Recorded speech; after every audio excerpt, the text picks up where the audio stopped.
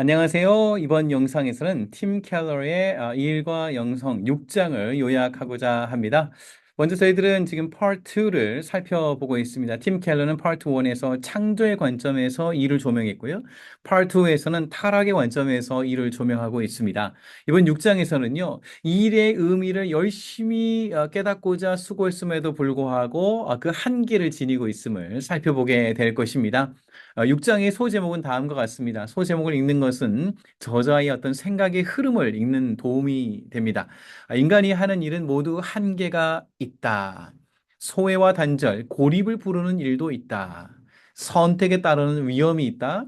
적게 가지고 편안하게 사는 것이 의미가 있다라고 하는 내용에 대해서 한번 살펴보겠습니다.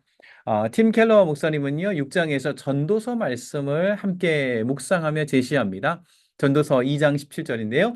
이러므로 내가 사는 것을 미워하였노니 이는 해 아래에서 하는 일이 내게 괴로우며 모두 다 헛되어 바람을 잡으려는 것이기 때문이로다. 어떤 일하는 것과 관련하여서 헛된 부분을 발견을 하게 되었다는 것이죠. 사실 팀 켈러 목사님에 따르면 전도자 또는 지혜자는 인생을 사는 가운데 의미를 찾아보려고 열심히 씨름을 했습니다. 첫 번째는요. 지식과 지혜를 추구한 것입니다.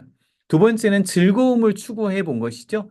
그럼에도 불구하고 허무감이 찾아왔는데 세 번째로 전도자는 지혜자는 열심히 일하는 어떤 그 일을 통한 성과를 한번 추구를 해 본 것입니다.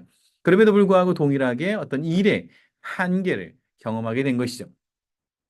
그에 대한 한 가지 예로서 살리에리의 한계에 대한 직면을 설명하고 있습니다.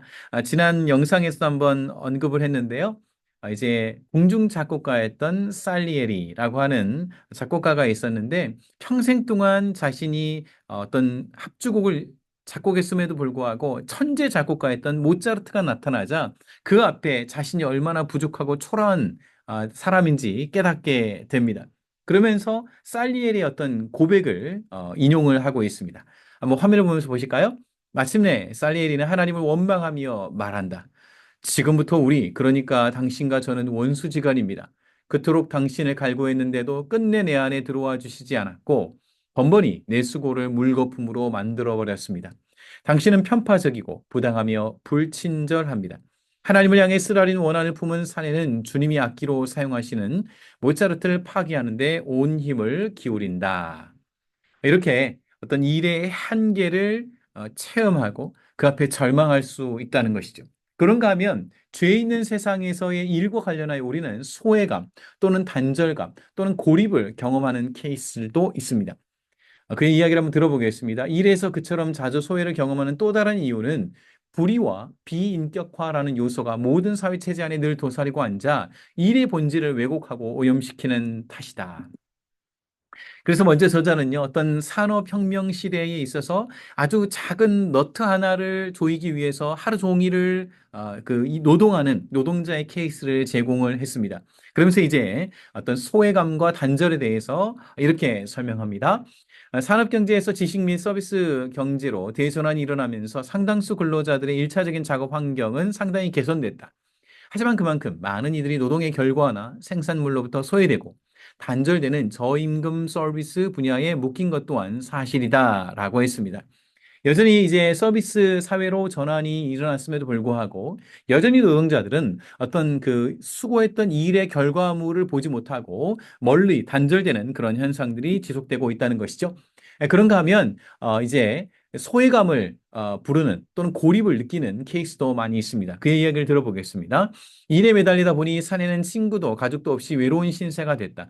누구나 식구들과 벗들을 잊어가면서까지 야심을 추구하고 있으면서도 그들을 위해 열심히 일한다고 착각할 수 있다. 정말 워커홀릭, 정말 일 중독에 빠져서 가족도 친구도 없이 외롭게 혼자 일만 하고 있는 그런 고립을 언급하고 있습니다. 그런가 하면 우리가 일을 선택하는 것과 관련하여서 참 고려해야 될 부분들도 이야기합니다. 그의 이야기를 들어보면요. 성경은 직업과 관련해 어떤 지혜를 주는가? 성경이 주는 직업과 관련된 지혜 살펴보면요. 첫째로 여러 가운데 하나를 고르는 사치를 누리는 처지라면 잘할 수 있는 일에 뛰어달라고 가르친다. 달란트와 능력에 맞아야 된다. 둘째로, 노동의 주 목적이 세상을 섬기는 데 있으므로 이웃에게 유익을 끼칠 수 있는 쪽으로 나갈 필요가 있다. 셋째로, 될 수 있는 대로 그저 가족과 인간 공동체 그리고 자신만 생각할 게 아니라 활동하고 있는 분야의 유익도 도모해야 한다. 이렇게 잘할 수 있는 것, 이웃에게 유익을 끼칠 수 있는 것, 그리고 그 분야 자체의 어떤 확장과 어떤 컨트리뷰션에 대해서 생각을 하라는 것이죠. 마지막 부분은 전도자가 제안하고 있는 것처럼 어, 열심히 일하는 것과 평안을 누리는 것 사이에 밸런스를 가질 것을 제안합니다. 이야기를 들어보면요. 코헬레트, 지혜자입니다. 코헬레트는 타락한 세상을 사는 동안 일에서 얻는 만족은 하나님의 놀라운 선물임을 인정하면서 섬세한 균형을 통해 그 은혜를 추구해야 할 책임이 우리에게 있음을 강조한다. 고생스러운 노동 없이 우리 누리는 평온은 만족을 주지 못한다. 평안이 없는 수고도 마찬가지다. 일과 평온은 둘 다 필요하다. 그렇게 언급을 하고 있습니다. 정리를 하겠습니다. 6장에서 팀 켈러 목사님은요, 죄의 영향력으로 인해서 우리는 어떤 의미를 찾고자 하지만 일에서 그 의미를 찾는데 한계를 부딪히게 됨을 설명을 하고 있습니다. 그뿐만 아니라 더 나아가서 소외됨, 어떤 단절감, 고립감을 경험하게 된다는 것이죠. 그래서 직업을 선택하는 것 자체가 굉장히 어렵습니다. 그럼에도 불구하고 성경이 제시하고 있는 어떤 기준들을 제시를 했고요.